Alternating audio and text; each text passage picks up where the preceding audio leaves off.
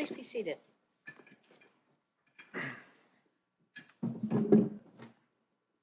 Call now causes WR 93-13701, WR 93-160-01, in re City of Lubbock, in re State of Texas, ex rel Sunshine Stanek. You may proceed.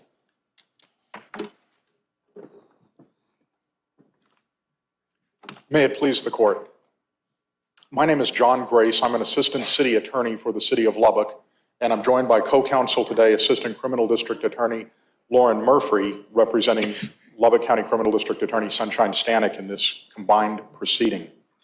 This case stems from a secret ex parte discovery order, which was issued at the insistence of the defendant in the underlying criminal case against the city of Lubbock, commanding the city of Lubbock to appear in court and produce a confidential police report. Ex parte orders are normally secret, aren't they? Or just one side gets to know about it, so it's kind of redundant when you say secret ex parte? Well, and I'll tell you, I kind of distinguish between secret proceedings and ex parte proceedings. Most ex parte proceedings eventually become known to the other side. For example, when you seek an ex parte protective order, as soon as possible after that, the other side, everybody knows that this ex parte order was issued. In this case, it was a secret order. It was an order to the city of Lubbock to produce these records, and as part of the order, we were commanded not to inform the state of Texas that we had produced these records. Counsel, is the problem in this case really the lack of notice to the state, the secrecy? So if the state had actually been provided with notice and an opportunity to respond, do you concede that the trial court would have had authority to do what it did? Partly, and I'll tell you what and in fact, let me start by saying what this case is not about, okay?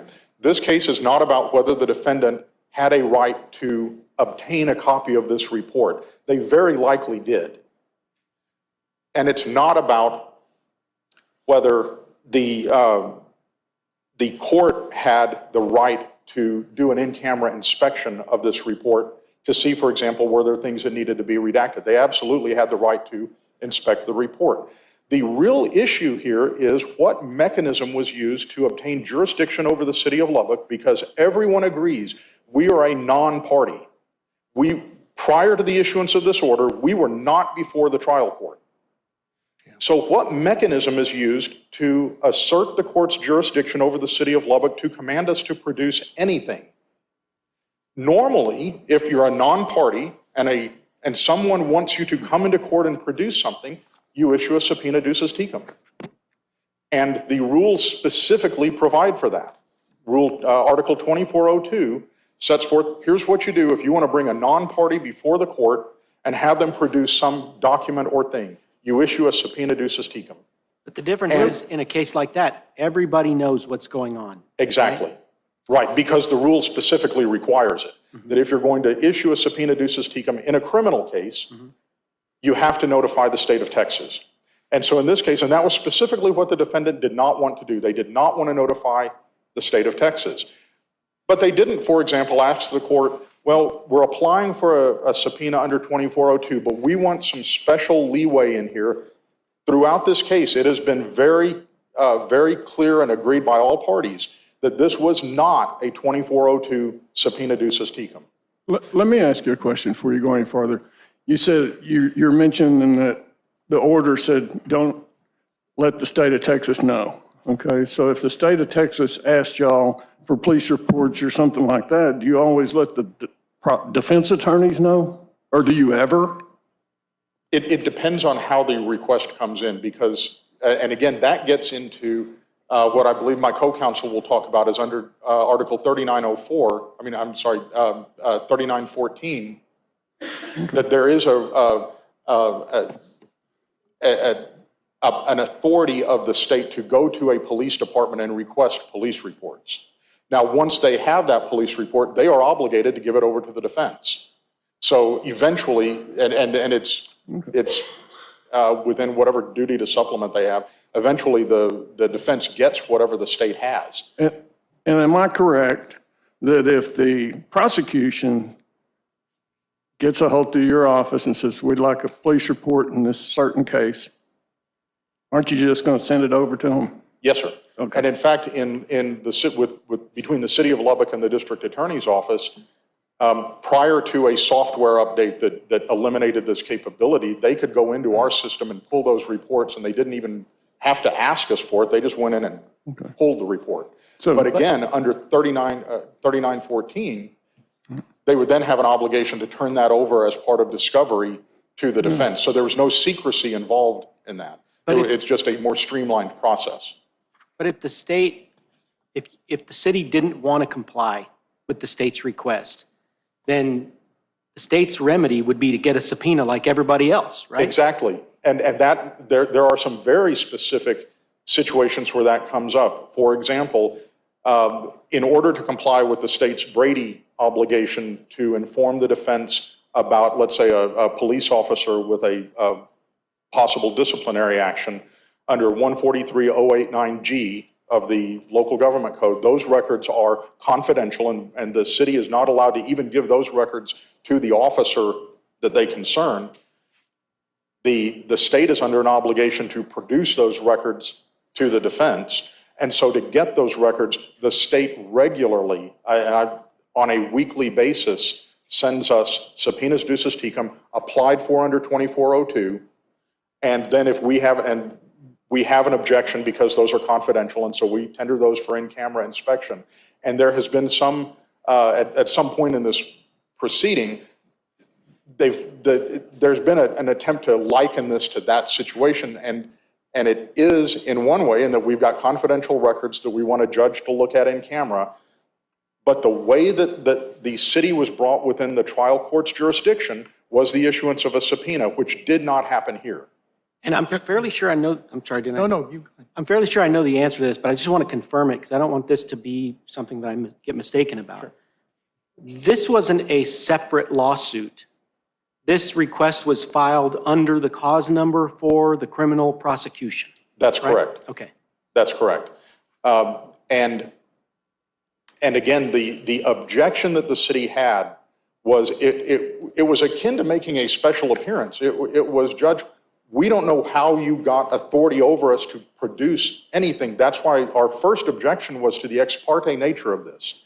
We're being brought into the court, and what authority does the court have to make us come into court and produce something? I think the thing that kind of... Can you just clarify something for me? Yes. Just procedurally, were you just notified once the ruling had been made and then told to appear in court with the records that were part of the motion? Is that correct? Yes, sir. We actually we received the order via email, and it was just an email to the records supervisor at the police department, just ordering the police department, come bring these records. And Okay. the original ex parte order commanded us to produce the records directly to the defense. Okay. And then what did you do at that point? And what What was your what did you do at that point when you got the order? at that point, we filed an objection to the ex parte nature of the proceeding, and we filed a request for a rehearing and a request to be provided with the underlying motion, because again, since it's an order directed to the city of Lubbock, it's not ex parte to us. We should have the ability to appear at the hearing where that order would be issued. Okay. And so the court granted that. And so we were given an opportunity to be heard. Now, I think it's interesting that at that hearing where it was reheard, we had to move it to a different courtroom. That's where this gloss of secrecy comes over it. I asked, what would have happened if the district attorney had just wandered into this courtroom because they saw, me and the defense counsel and the trial judge in there and said, hey, what are y'all doing in here? What would the court's reaction have been? Sorry, we can't tell you, and by the way, you have to get out of the courtroom because we're conducting a secret proceeding. That's where I think that Rule 2402 comes into play, or Article 2402, that it says, look, the state's going to know what's going on here. It's the distinction that I have made in trying to explain this, because we've talked about this within the office, we've talked about it informally. The distinction that I make is what versus why. That the the rules require that everybody knows what is being requested. If there is a due process argument to conceal the rationale behind defense counsel, behind defense strategy, that's the why. And perhaps the defense has a right to explain why they need this report in an ex parte proceeding. But the state should know, hey, they're back there telling the judge why they need this particular police report. The briefing kind of contains some argument that relates this to an Ake versus Oklahoma type of scenario with regard to the need for, expert witnesses and so forth.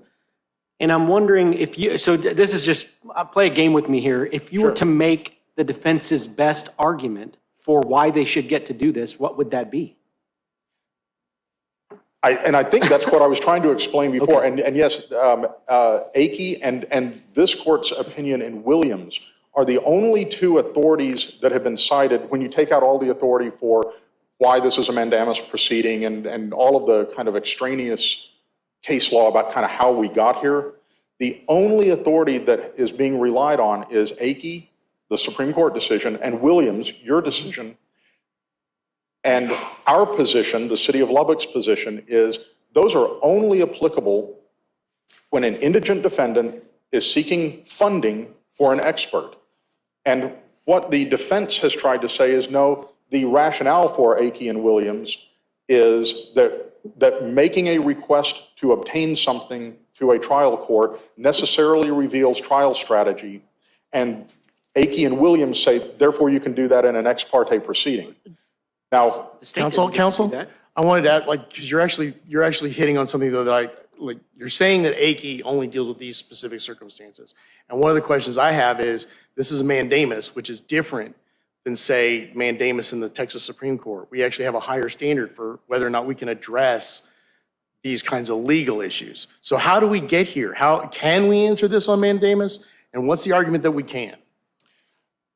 I believe this court can, because our position on how we got here is that 2402 and, as Ms. Murphy will argue, 3914 provide a specific statutory avenue for a trial court to bring to produce these records. And Counsel, 2402, there's nothing about 2402 that says that is the exclusive way in which a defendant may obtain third-party discovery. it's the only way that's in the Code of Criminal Procedure. And so that I guess that gets to the nut of this argument is. But it doesn't say it's the exclusive way. The statute doesn't say it's the exclusive way, but there is, what other way is there? Other than this argument that a trial judge has the inherent authority to reach out to a non-party and bring them into court to produce something. And that's our question is, does a trial judge have that inherent authority? Assume that we're not the city of Lubbock, that we're not the police department. And that I think, like I said, has kind of confused this because, well, police departments are always involved in criminal cases, and so they're kind of a party. That wasn't what this was based on.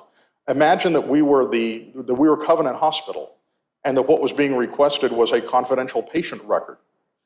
Under In re City of Lubbock, a trial judge could simply issue a bench order to Covenant Hospital and say, bring these confidential patient records in. Don't tell the state you're doing it, and don't tell the patient that you're bringing these records in. And as Justice Quinn pointed out in his concurring opinion in re City of Lubbock, when we tried to make the argument about relevancy and materiality and whether or not these records were actually needed, he said, hang on, the city of Lubbock doesn't really have standing to even make those arguments. Those arguments need to be made by the state. But the state isn't in this proceeding because this is being kept secret from them. So there is no one, when these, let's assume that there is inherent authority for a judge to simply order a non-party to come into court and produce something. There is nobody who can make any argument as to whether these records ought to come in, whether the confidentialities ought to be protected, whether, I mean, the only person who can make that argument against the request would be the trial judge. And that takes the trial judge out of the role of being a Neutral, detached magistrate, right? right, I mean, I'm sorry, That's right. But Council, from what I'm hearing you say, in regards to Judge Newell's question, there has to be a clear right to relief here to give you mandamus on this. Right. And it doesn't seem very clear. There's arguments on both sides. There's been no authoritative decisions in regards to this. So how is there a clear right to relief here? The authoritative decision is actually out of the Seventh Court of Appeals. It was their own decision in Martin v. Darnell, where now you have to kind of extrapolate a little bit, but what they said was Article 3914 defines and limits the inherent authority of a court to order criminal discovery. This same reasoning should be applied to 2402. And what we're saying is that when the legislature has said, here's how you do this, here's how you bring a third party in, that you have to follow the rules that the legislature gave you. You can't say, well, we're going to come up with some third way. The rule is, the Article 2402 is presumed to be constitutional. It's not exclusive. Well, it's the only rule that we have. So if you say it's not exclusive, that there is some other way to do this, where is the authority for that other way? Well, as you suggested, it may come from the inherent power and authority of the trial court. But the inherent authority of a trial court can't go against an express authority from the legislature. When the legislature said, if you want to bring a non-party in to produce records, here's how you do it, that takes away the court's inherent authority to say, well, when I want to bring a non-party in to produce records, I'm going to ignore what the legislature said. I'm just going to come up with my own way. Counsel, Which is, Counsel, I hear what you're saying, but I think that, and I know you're out of time, and I'll do my best here, but Judge Slaughter's point is that just because there are these remedies, or there's these statutes, that doesn't make them the exclusive vehicle of doing it. So I guess I want to ask you is, what is inherent authority? What's the purpose of inherent authority? Where does it derive from? What's the goal of giving trial judges inherent authority? And what's the scope of it? At the end of all your time, I want you to ask that question. I think I can answer that fairly shortly. If the rule left some gray area, okay, what you're asking for is, let's say, instead of a police report, which is specifically in the rules, if they wanted to bring in an automobile and bring the automobile into court, and the court, no, it's not really in the rules don't address an automobile, I think the judge has inherent authority to say it's akin to this, and so we're going to try to fit it into 2402. There was no attempt in this case to try to fit what the defense wanted into 2402 or 3914. Both of those rules were specifically excluded. And that's why I'm saying the court exceeded its inherent authority. They had a clear way of doing it, and the only reason to avoid 2402 and 3914 is that both of them required notice to the state, and that was specifically what the defendant did not want to do, was notify the state. And that's where I get back to my what versus why. The state at least has a right to know what it is the defense is asking for, even if there might be inherent authority for the judge to say, I'm going to hear the why ex parte under Akey and Williams. And I'd say Akey and Williams don't even apply here because it's not a request for funding for an indigent expert. Thank you for your time. Thank you, counsel. And I'll yield to co-counsel.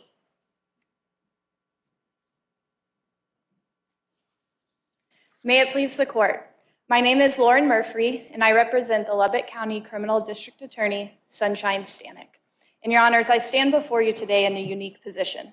Until April 5th, just a few weeks ago, the state was not privy to any of the proceedings or briefings in one of its own cases, not until the September 2nd, 2021 decision of the 7th District Court of Appeals out of Amarillo issued an opinion denying the city of Lubbock's petition for writ of mandamus, did the state become aware that there was a discovery dispute in one of its own cases.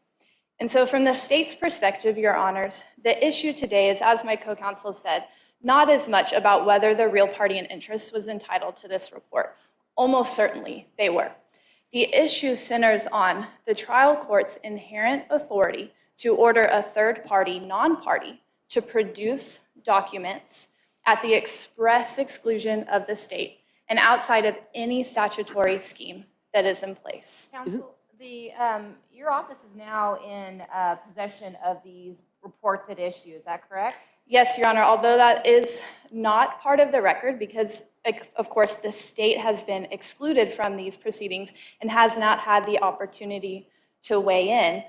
Under any reasonable construction of Brady versus Maryland and its progeny or Article 3914, a police report in possession of the Lubbock Police Department is at a minimum in the constructive possession of the state, but in this case, in the actual possession of the state. Okay, well, given the fact that you now have actual possession of this, is this proceeding now moot?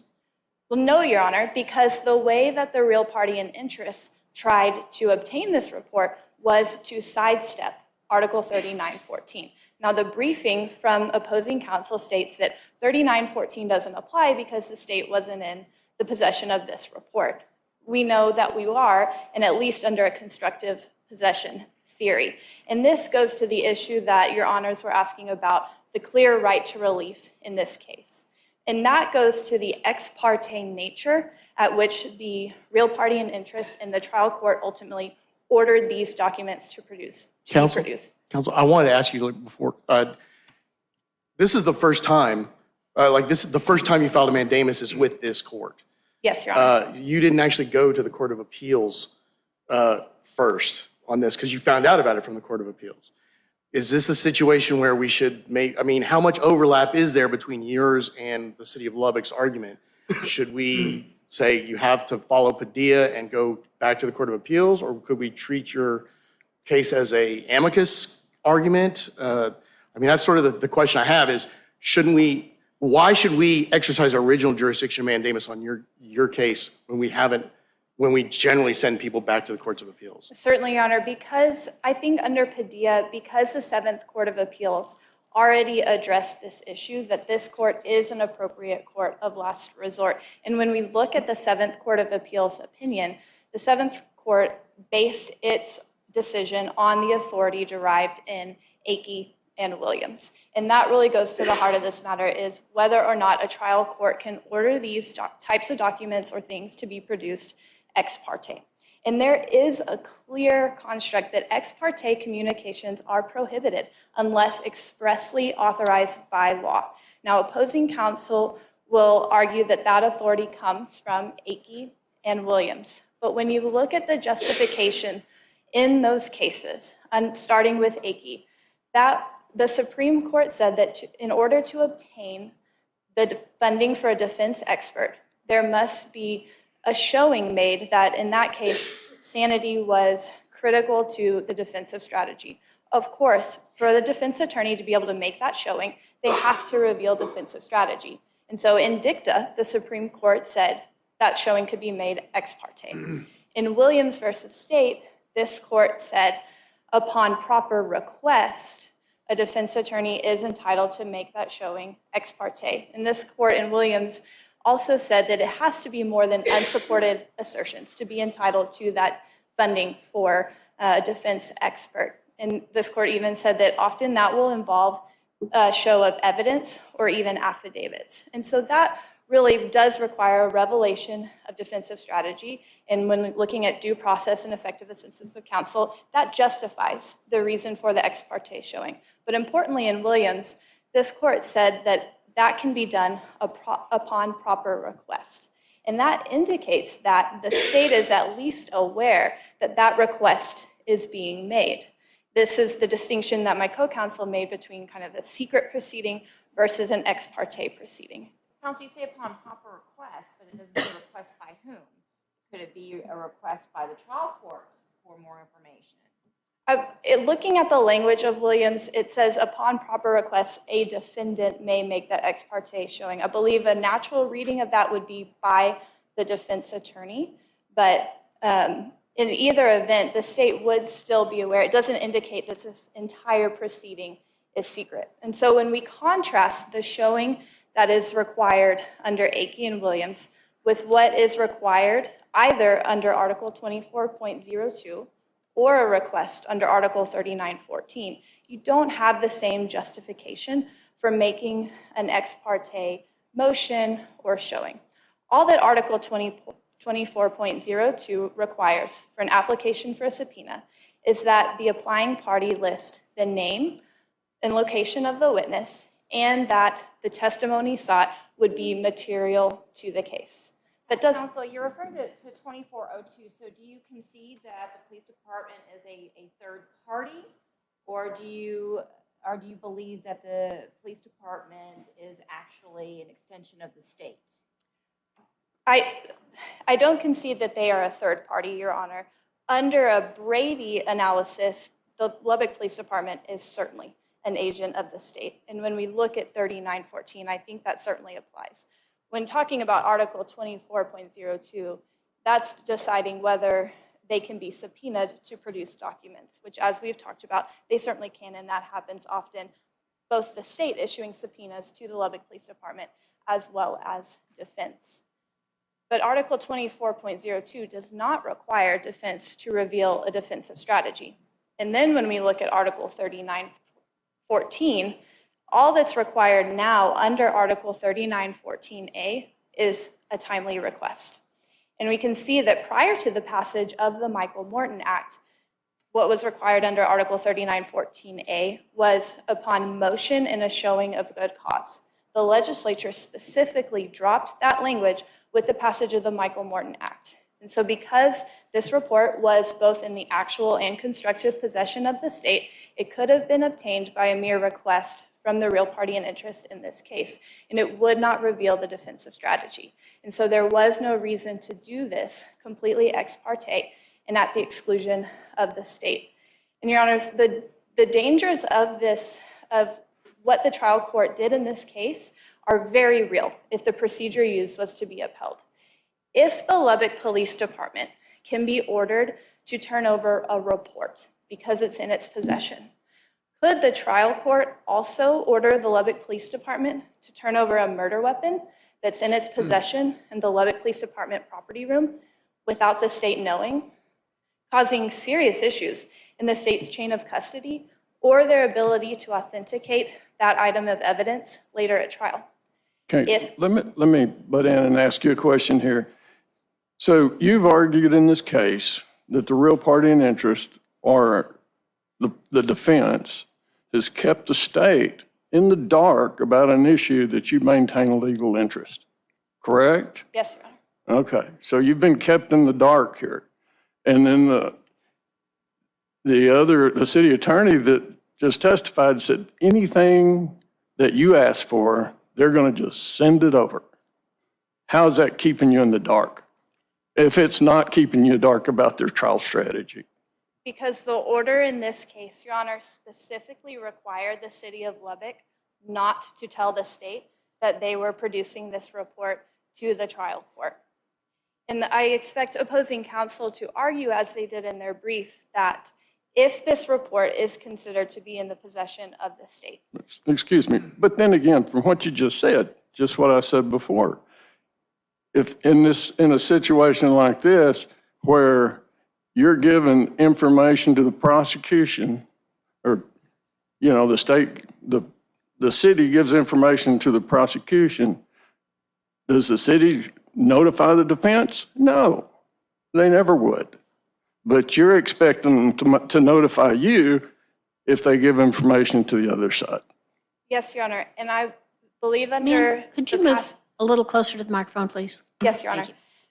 I think that the passage of the Michael Morton Act intended exactly that. This court recently did a deep dive into the Michael Morton Act in the case of Watkins v. State. And there, Judge Newell, you talk several times about how the burden and the weight of Article 3914 really shifted from the trial court to the prosecutors. And this report being considered in the possession of the state, as opposing counsel will argue, is a burden. It's a burden that prosecutors have carried since Brady versus Maryland, and that burden got heavier in 2014 with the passage of the Michael Morton Act. But it is a burden that prosecutors dutifully carry because that is the law and that is what the Code of Criminal Procedure requires. And so 3914 was the appropriate vehicle to use in this case. And the state and the city of Lubbock do have a clear right to relief because ex parte proceedings are prohibited unless expressly allowed for, and there is no authority for what was done in this case. I'm glad you brought that up, because the one thing that I thought was interesting, and it's a question I don't know the answer to, which is why I'm asking you. So hopefully you can help me out. Watkins makes a point that the statute gets rid of trial court involvement completely. Does that mean that the trial judge now no longer has any authority to do anything with regard to discovery? Does it, I mean, surely there's got to be some enforcement of a failure to respond or failure to turn over stuff when there's been a timely request. So it seems like there's some room for inherent authority for a trial judge to protect its jurisdiction and issue orders for the particular cases. But what does the fact that we've now taken the judge out of 3914 do to the scope of the trial judge's authority? Does it expand it? Does it shrink it? I think it shifts it, Your Honor, and that's what this court's language in Watkins versus State indicates. And I think that the court or trial courts still do have authority to preside over discovery disputes. That's been clear in the case law since Brady versus Maryland, and certainly under pre-Michael Morton Act interpretations of Article 3914. But what it doesn't allow for is excluding the state entirely. That is completely contrary to the purpose of Article 3914. And frankly, if this procedure is upheld, will render that statute obsolete. Thank you. Let me ask you one more question. I know you're out of time, but I'm going to ask you this question because this is, really strikes with me when the state is arguing that the defense is keeping them in the dark. And I believe you would agree with me that for decades, prosecutors across the state have done everything they could do to keep the defense in the dark. And now y'all are turning it around. I would disagree with that position generally, Your Honor, but certainly after the Michael Morton Act in 2014, the state is required to turn over everything. And that is very clear from the language of Article 3914. Yeah, but even until the Watkins opinion, the state was still trying to interpret the Michael Morton Act in a way that they could still keep the defense in the dark as much as possible. Well, I will agree with Your Honor that the state is in a different position than we generally take in these types of discovery disputes. That is because of the extreme nature of what was done in this case. And because the burden rests with the state, then the duty also is on the state to disclose what they have. Okay, thank you. Thank you, counsel.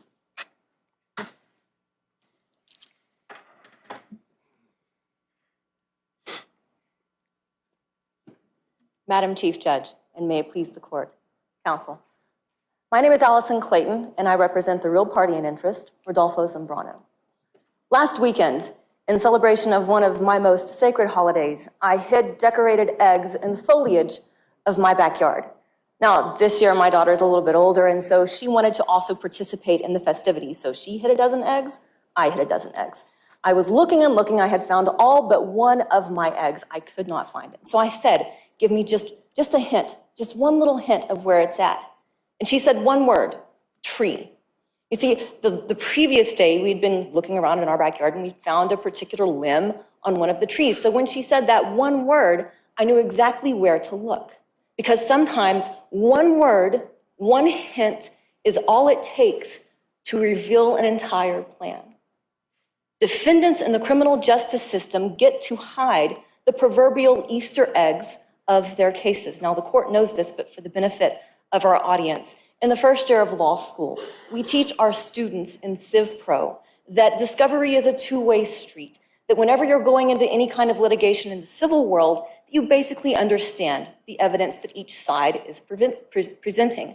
That is not so in the criminal defense world. As this court is well aware, discovery in criminal cases is not a two-way street, it is a one-way street. The defense does not have to disclose its evidence or its theories or its thoughts on any of its cases. Now, the reason for this is a couple of reasons. The first very broad foundational reason is the fact that you have the different standard of review. Criminal defendants enjoy the highest standard of review of our entire justice system. That is, they're presumed innocent unless the state can prove otherwise. So the defendant doesn't have to say or do a thing going into trial. They can sit on that right and sit silently. The other reason, which I sure hope we can talk about later on today, is the work product privilege and the attorney-client privilege. The defense attorney represents a person, their client. the defendant. That defendant will communicate with their attorney, and then the attorney reacts based upon those communications. The state represents the state of Texas, so they don't have something that's similar to them. So whenever you're going into a criminal case, the defendant has every right to sit down and not say anything. We don't have to share our investigation with the state. This is so fundamental, so foundational that it is found in both the due process clause and the right to the effective assistance of counsel clauses in both the United States Constitution and the Texas Constitution. Can I interrupt you? Please do. Sorry. The prohibition on ex parte communications is generally applicable. I mean, this is litigation, whether it's civil or criminal. People are not supposed to ordinarily go to the judge in private to have conversations about the case. And there is an exception, of course, when it is expressly permitted by law or expressly allowed by law. And I'm wondering, do you have some law that expressly permits the defense counsel's visit? I don't know if it was you in particular, but some defense counsel's visit with the judge about wanting to order the police department to produce some stuff in secret that you can point to. Because, if this was a situation where the defense was wanting to have an expert to assist with the defense, I think perhaps you would be able to point to Williams and Akey, and because those are clearly on point. But I'm not aware of what law that you would point to that you would consider expressly allowing this particular visit. And I'm wondering if you can shed some light on that for us. There is none. If there was a law, that would have been like the first thing out of So my mouth. then are you conceding that this particular visit to the judge and this particular action by the judge in response to that visit was in direct violation of the otherwise clear prohibition on ex parte communications in Texas courts? Absolutely not. No, this was not in violation of this was not at all any kind of improper action on the trial court's behalf. And I am going to go back to Akey and to Williams because like all cases that come from our high courts, they issue broad foundational principles that can apply in a variety of cases. We cannot expect our high courts and our legislature to have laws for every single situation that may come about during the course of litigation.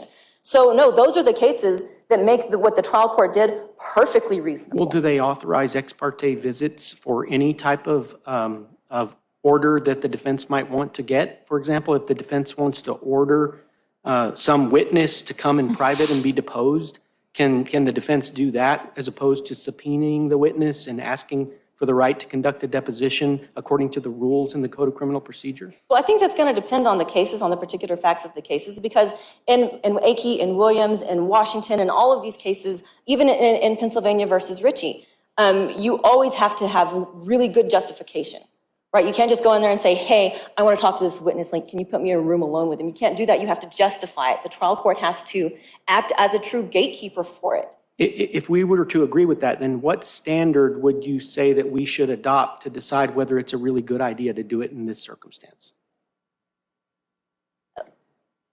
I don't think we need to adopt any standard because this is a mandamus and the court doesn't need to be adopting standards in a mandamus. But to answer the question, I think the standards are already there. If you look at the case law, we have discretion with the trial courts. That's your standard, is let the trial courts exercise the discretion that they have traditionally had.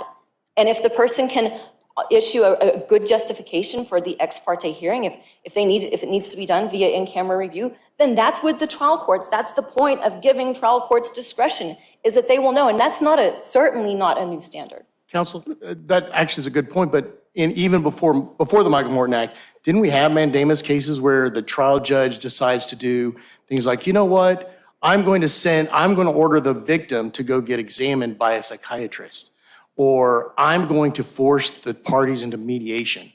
And that's outside of the discretion for discovery. We've said that. How is this different? What's the distinction there that we would draw? The distinction is a really important one, and it's one that the relators fail to make. And that is, there is a difference between discovery and discovering or investigation. Discovery is the evidence that is in the state's possession that they must hand over to the defense. But that is not the end of the equation.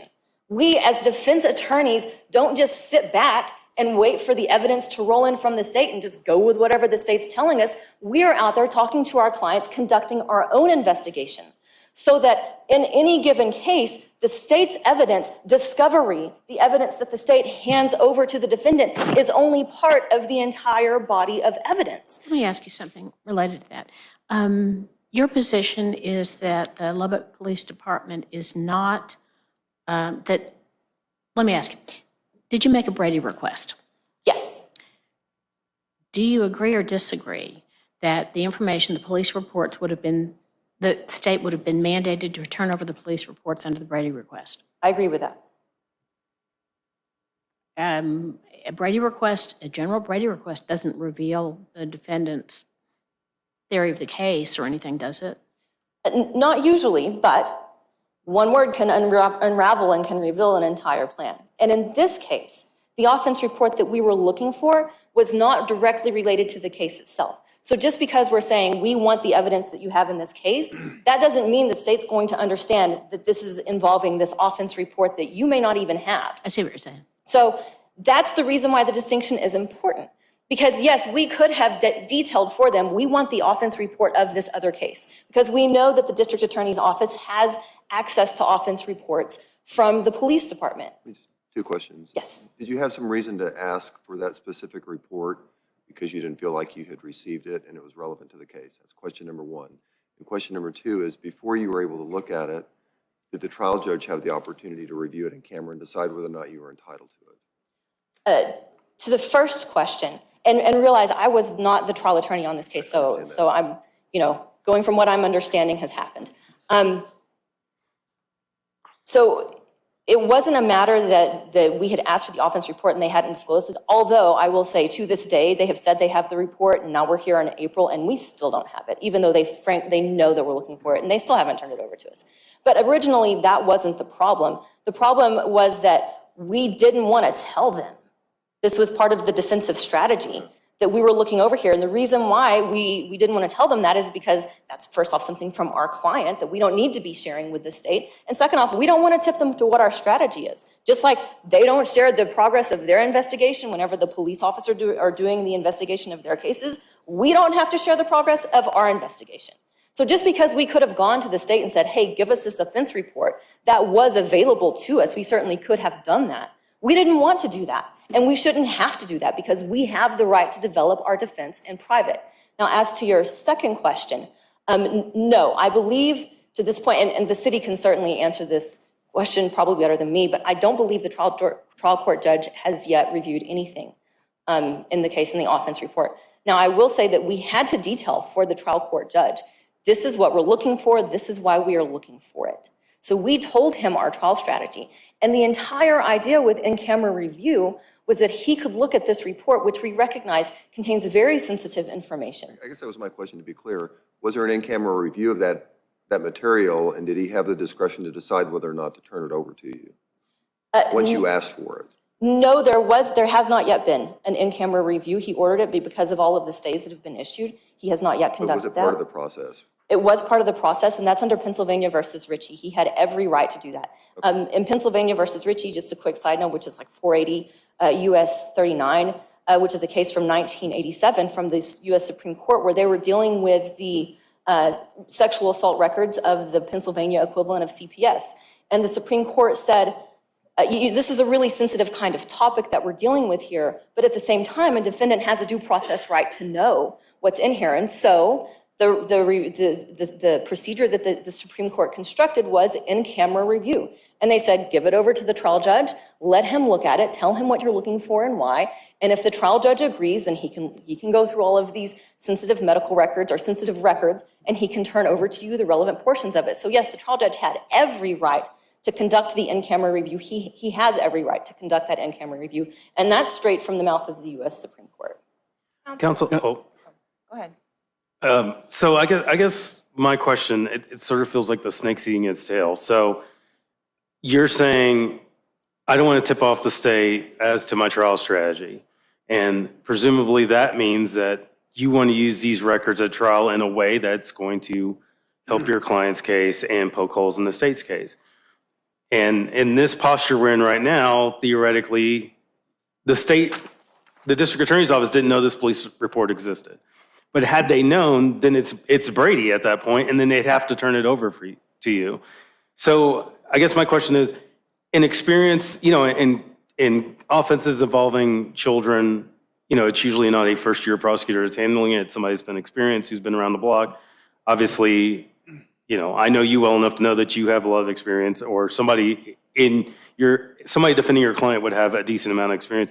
Are you really tipping off your strategy? Like, if the state found out, you're looking for offense report 1, 2, 3, 4, 5, and they see that offense report, they're going to know what your strategy is. So talk about, are you looking for a case-by-case application of this rule, that the idea that a defense attorney can go to a court ex parte and get these records? Or are you looking for a blanket rule that says that if the request for records is going to tip off my strategy in any way, then I get to go ex parte? I don't know that I'm looking for either, really. Mainly what I'm looking for is just a ruling that it's not an abuse of discretion for a trial court to do its job, which is exactly what the trial court here was doing. And yes, sometimes if like I said before, one word can tell the entire plan. You don't Counsel? necessarily have to provide the why, as long as you give the what. The what will usually lead to the why very obviously and very quickly. Counsel? I'm sorry, yes. I'm sorry. No, it's fine. I didn't hear you. No, it's totally cool. Would these records that are at issue, would they be subject to would they be subject to disclosure under 3914? Yes. Like if you did that. So it kind of goes back to what Judge McClure is suggesting. Here's like the snake eating its tail. Why? Like at a certain point, it's like, this is a strategy for you to request it here, but it's not, then but you would be entitled to it under 3914. Doesn't that essentially gut the whole process of even going to the prosecution? They would never need to go to ask these things because they could always get the trial judge to do this. And then we don't even need 3914 because it's the same information and there's always going to be strategy involved. They can always say that there's some strategy involved with regard to the material you're requesting. And so it seems like that would render your reading would render 3914 a dead letter. Oh, absolutely not. We very much like 3914, and we do not want it to go away, actually. Yeah, but you want to be bigger, is what you're saying. I get it. No, so 3914 is an option for us. The way the city and the district attorney read it is 3914 is the only option for us. But we're saying no, it's not. And the reason why it's not is because we have these broader constitutional issues at play that the trial courts must be able to respect. And so I guess if you're looking for any kind of particular standard, any kind of guiding light in all of this, it's what the court has already provided. And that is, you make your arguments to the trial court. You say, listen, this is why I'm looking for this. And this is why I need you to look I'm developing this outside the viewing eye of the state. I need it to be shielded from the state. The trial court figures it out. So the standard is, let the trial courts do their job with the information, with the case law that you've already given them.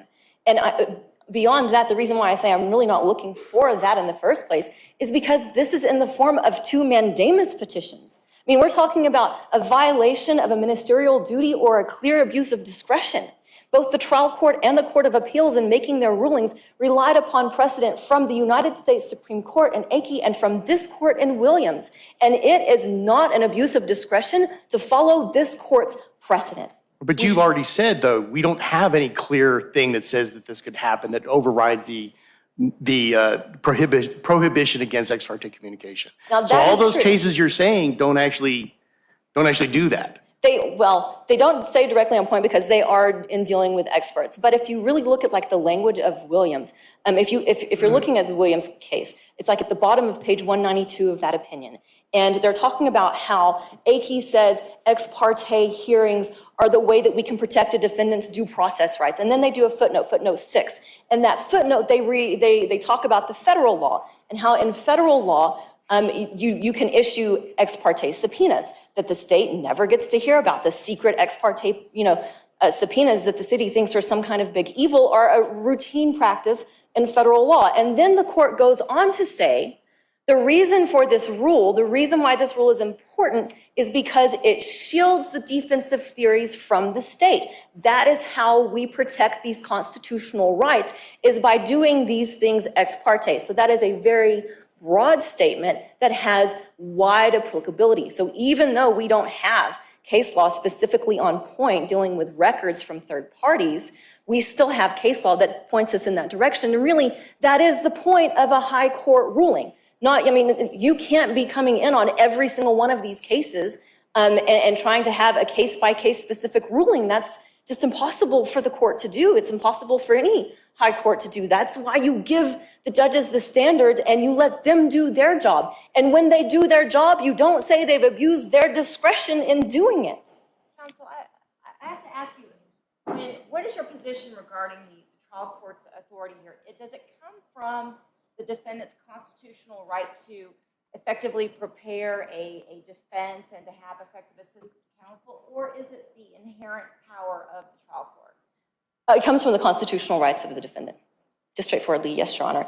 And on that note, because I really do want to be able to talk about this, unless y'all have something else you want to talk about, we have these constitutional rights that are driving what the trial court's doing, but we also have the work product privilege and attorney-client confidentiality that we have to respect on our end. So the reason why defense attorneys know where to look in any given case is because we're talking to our clients, and our clients are saying, hey, go look into this person, go pursue this avenue. And a lot of times it won't lead anywhere. Sometimes it does. So if our client says, go look at John Doe, go look into this incident that happened on a different date. If we turn around and we tell the state, hey, can you look at John Doe for me? I need you to pull those offense reports for me. We are violating attorney-client confidentiality. We are sharing our work product and our thought processes in the development of our defense. We ethically cannot do that. So if the court were to grant mandamus in this case, that puts defense attorneys in the absolutely unworkable position of, if we are going to talk to our clients and get information, the only way we can get that information is if we're funneling everything in through the state, then we cannot do our jobs. We cannot exist and do our jobs. But you've been doing them all these years without this kind of procedure. This is just unprecedented. I've never seen anything like this before. I'm so glad you said that, Judge Kiel, because this actually is a really routine practice.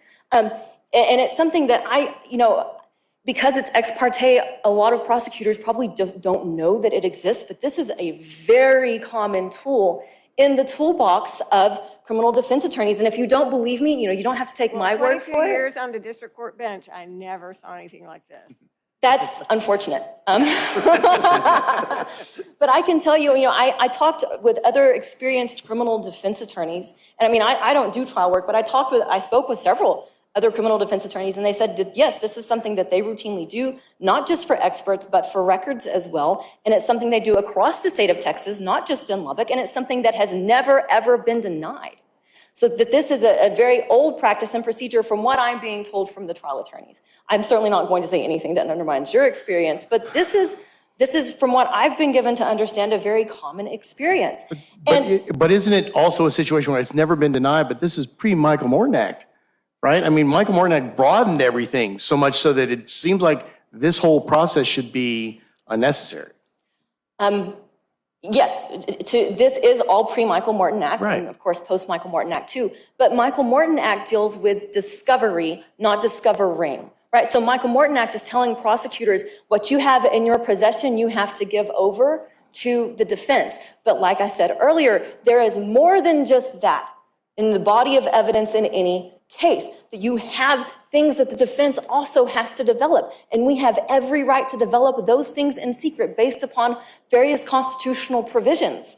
So whenever you're looking at, the impact of Michael Morton Act in this case, it really, obviously Michael Morton Act is very important and Watkins is a wonderful decision, but really it doesn't have a lot to do with what we're looking for, because that deals with discovery. And we're talking about not discovery, but the rest of the body of evidence in the case. That is the evidence that the defense attorneys can independently go out and develop. I have a question But you for you. do that without the trial court's involvement. Sometimes yes, sometimes no. Sometimes we have to have the trial court to become involved and order something for us. Like order a private party to do things? You know, it depends on the cases, but for example, if we have records, not just necessarily from the police department, but from other departments, there's a variety of counseling services, people who cannot give you anything because of their own internal policies and procedures without some kind of court order. So in those cases, that comes up a lot whenever we're developing mitigation evidence. We have to go in and we request ex parte for the court to order the disclosure of those records. Counsel, If defense counsel, let me ask you one question real quick. The state is arguing that the defense here is trying to keep them in the dark, correct? Yes. Okay. Is not this mandamus petition just another attempt for the state to keep you in the dark? Oh, yeah. The state always, thank you for that. The state is a very frustrating position sometimes because, the state does their work in the dark. Whenever the police officers are going out and doing their investigation, they don't tell us what they're looking for. We don't even get to know what those reports are until after some kind of indictment has issued. But whenever they're developing their theories of the case, we don't know about that. Whenever they pull an offense report, it's just 2 clicks on their computer and it's done. It's not so for us. We don't have the access that they have, and we do. For as much as they don't like us operating in the dark and developing our theories in the dark, they do it far worse, and they've been doing it for decades. And we know that this has always been a thing on there. And I'm not going to get into the importance of discovery because, like I said earlier, this case is not about discovery. This case is about our ability to do the exact same thing that they do and that they've always been doing. Just getting back to the discretion of the judge, I assume that the state, it's possible that you may request files or records that you're really not entitled to. How are you putting the trial judge on notice in this type of proceeding that you're entitled to have that? It's an ex parte proceeding. Yes. Are you putting something in the motion that said, based on my conversation with my client, based on this information we've received, how does a trial judge know that he has any authority to grant you access to records that you might not be entitled to? I think we have to tell them, and that goes back to whenever a court is reviewing these, like, for example, Is that in a conversation or an emotion that can be backed up? In our instance, it's in the motion. Okay. But I guess it could be in whatever form the trial court wants it to be in, but it definitely has to be present, right? The trial court can't just go off saying whatever you want, you can have. Oh, I can see where it just lends a judge to, it creates all kinds of problems for the trial judge sitting there having a conversation with a defense lawyer who's unloading on the judge about why he is entitled to all of this, and there's no documentation of it, there's no court reporter, it's just an ex parte communication with the judge. So, yes, I can see where you would be concerned with that, and I mean, that goes back to why, like, the way we did it is we put everything in a motion, and it is ex parte, the title of it is ex parte, but at the same time, the defense attorney's not going back there and just unloading on the judge privately. And if that starts to happen, then you have to trust that the trial judge is going to shut that down. But didn't you also ask the trial judge in the motion to review all this information in camera and decide whether you were entitled to it before he gives it to you? Absolutely, we Wait did. a minute. You didn't ask that in the motion, did you? So in the original motion, it was not. It was just discovery straight to the defense. The trial court granted it. And I think that was entirely proper, by the way. But then the city came in and objected. That's when I came on board in the case. And I reviewed what the city was saying. That the city itself asked for in-camera review. And so I reviewed the city's motion, and I looked at the case law. I found Pennsylvania versus Ritchie, and I saw this is the middle ground. The city wants in-camera review. Pennsylvania versus Ritchie says, yes, we can have in-camera review that can protect defendants' due process rights because you'll get disclosure if there's anything relevant in there. And so then we filed the amended motion that did, in fact, ask for in-camera review. And that's the motion, that's the live motion, the motion that the trial court ultimately granted and ruled upon. let's say that in a hypothetical case, the prosecutor sends an investigator out to talk to some friends of a defendant. And when he gets out there, it turns out that they're very hostile to the state. And they say, we're going to go tell the defense that you guys are poking around here. And the prosecutor runs up to the judge and says, Judge, we had our investigator out there and these witnesses, potential witnesses, said that they're going to tell the defense that we were asking questions. But we think that that would reveal our trial strategy. And so we think that you should order those people not to tell the defense that we've been poking around. I'm doing it that way to show you that I'm looking at it through the lens of both sides. I'm trying to. Because it seems to me what it looks like, in a sense, is that the defense wants to be able to send its investigator out to talk to witnesses and find out that there might be some information somewhere. And then when they say, oh, well, we think we might want to tell the prosecution that you've been poking around here, you want to be able to go to the judge and say, we want an order to that party to tell them that they can't tell the prosecution that we've been looking here. And if it's going to work that way, should it work both ways? Or does it work both ways? Or would you be upset if the prosecution did that?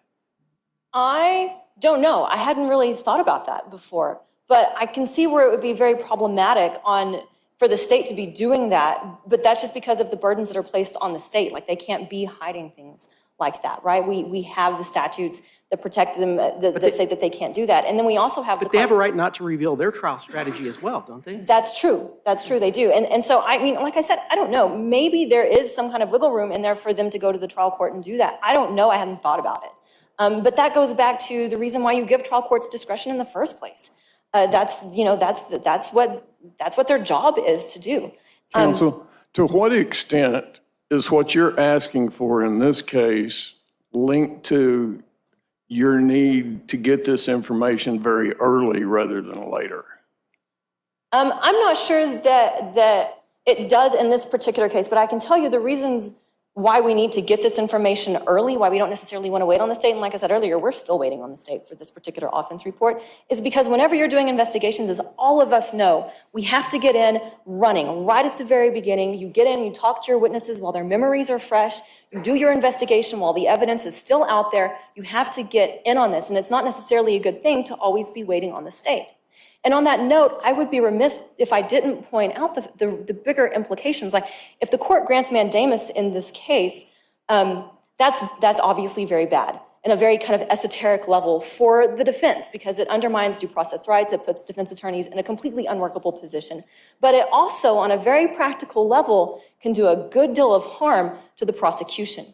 Because I don't do trial work, but I'm friends with all of the best trial attorneys in the state of Texas, and I can guarantee you, if we're going to have to funnel everything through 49.14, what they're going to do in every single case is come up with a list: people, places, theories that you need to investigate, evidence you need to run down. Make that list in every single one of their cases, hand it to the prosecutors and say, go fetch this for us.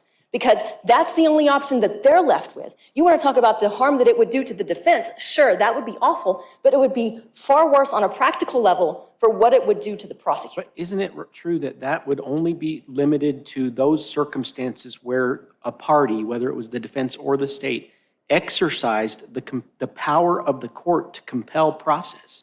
And there's still quite a bit of wiggle room for either side to go out and find out facts without using compulsory process to the degree that the parties from whom they're seeking that information are voluntarily willing to submit it.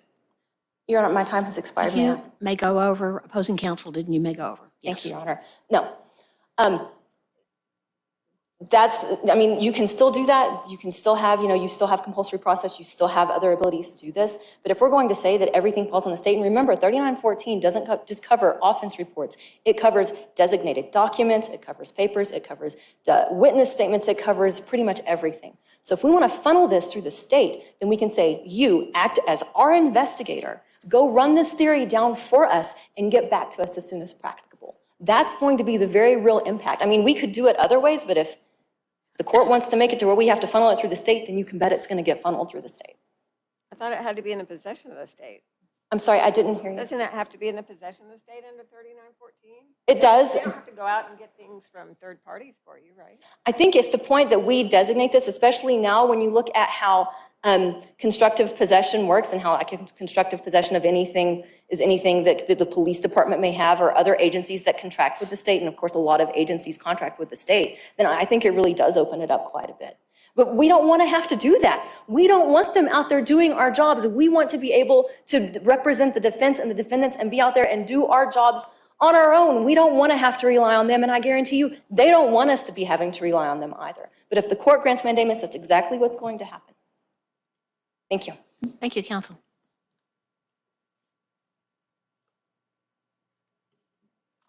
May it please the court.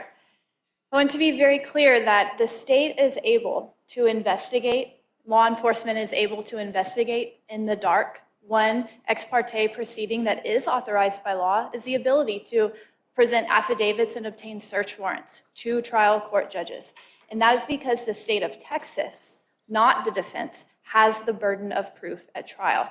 But as soon as an indictment comes down, 3914 is implicated and the state is required to disclose everything.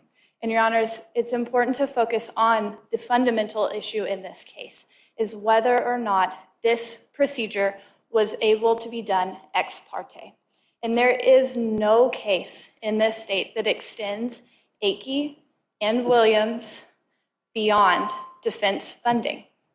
Nothing expressly authorizes an ex parte communication like what was done in this case. But counsel, the principles underlying Akey and Williams are to allow for these ex parte communications to request funding for experts so that their trial strategy is not revealed.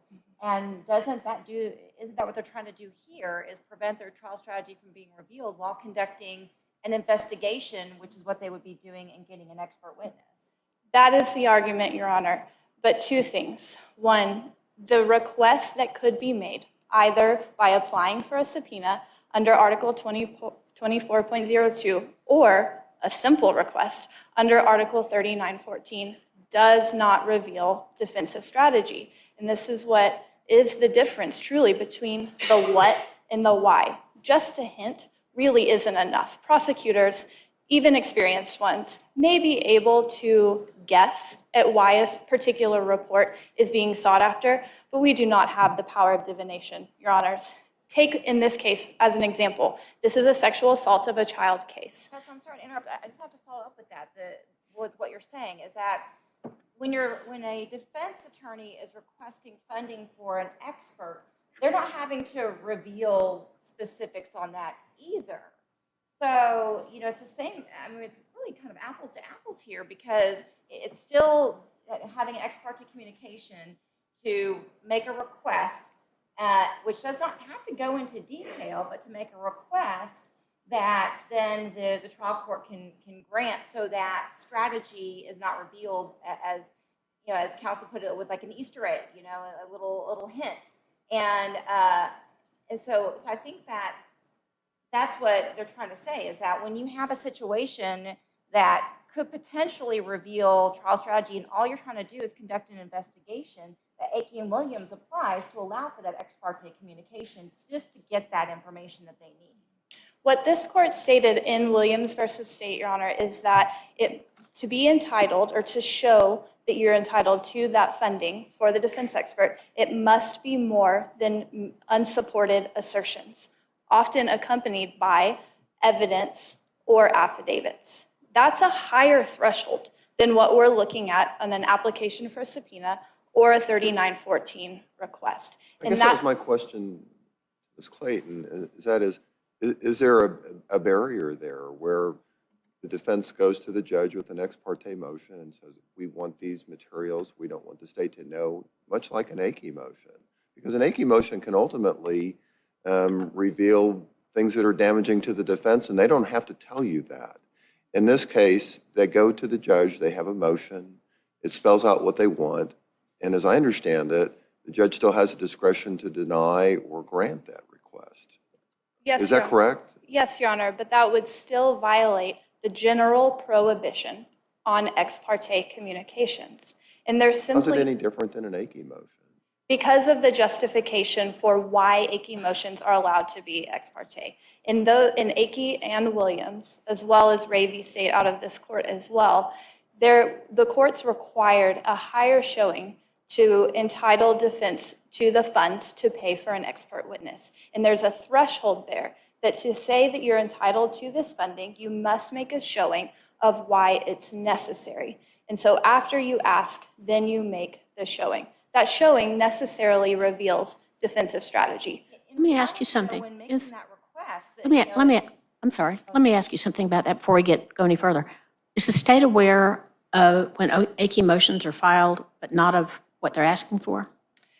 Under this court's language in Williams versus State, it appears that the court envisioned a two-step process. Now, that really wasn't the issue at stake in either Akey or Williams, but that's the language of upon proper request, the defendant is entitled to make an ex parte showing.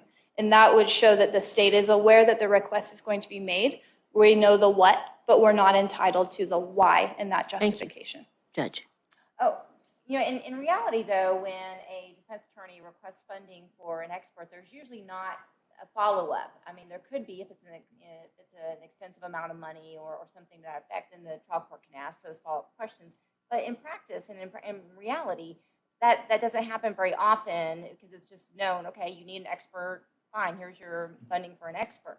So, here, though, it really does require more of a showing to try to get these reports. And so, again, I don't understand how it's really different. Your Honor, I see that I'm out of time. May I answer the question? Yes, please. Thank you. Because 24.02 and specifically Article 3914, which we know applies, doesn't require a showing. All it requires is a timely request. That's it. And we know that that was the legislative intent because there used to be a showing required prior to the passage of the Michael Morton Act, and that required a motion showing good cause. And now all that's required is a request. And a request does not reveal defensive strategy. Prosecutors might be able to ascertain what they're looking at, but it really doesn't show why. And there is no support for that position that a mere request reveals defensive strategy. I have two quick questions. One is a fact issue. I understood opposing counsel to say that the city of Lubbock had asked for an in-camera review of these records. Is that, what happened there? When the city of Lubbock asked for the in-camera review of police records, the trial court issued an amended order to the city of Lubbock to produce those documents for in-camera review. At that point, the city of Lubbock then filed the motion for stay in the 7th Court of Appeals at Amarillo and petitioned for writ of mandamus in the Intermediary Court of Appeals. Okay, the other question is, in a footnote in one of these pleadings, and I'm not sure which, there's a reference to Article 3914 that says, this article does not authorize the removal of documents, items, or information from the possession of the state, and any inspection shall be in the presence of a representative of the state. Has opposing counsel addressed how, is opposing counsel's position is this is all entirely outside of 3914, and the requirement in 3914 that a representative of the state be present to review documents and other material just doesn't apply? Your Honor, the argument at the briefing level, at least, was that 3914 did not apply. Okay. Because this report, the initial argument was not in the possession of the state. Of course, it's the state's position that it is, and that seems to be agreed upon now. But your question, Your Honor, goes exactly to the point of where does this end? Would this court's ruling stop at documents, or could it go to actual things like evidence that the state has custody and control over? Could it go to people, like we've seen in prior cases in Texas, ordering people to submit to physical examinations? I mean, there really are no guardrails on what defense is trying to do. And it goes to the trial court's authority to do this and do it ex parte specifically. Okay. Now your time really is up. Thank you, counsel. The court is going to, what the court is going to do is adjourn the proceedings, leave the court, and come right back in a few minutes and have a short question and answer period. It's going to be short because the attorneys did such a good job at answering our questions that we let them go over. So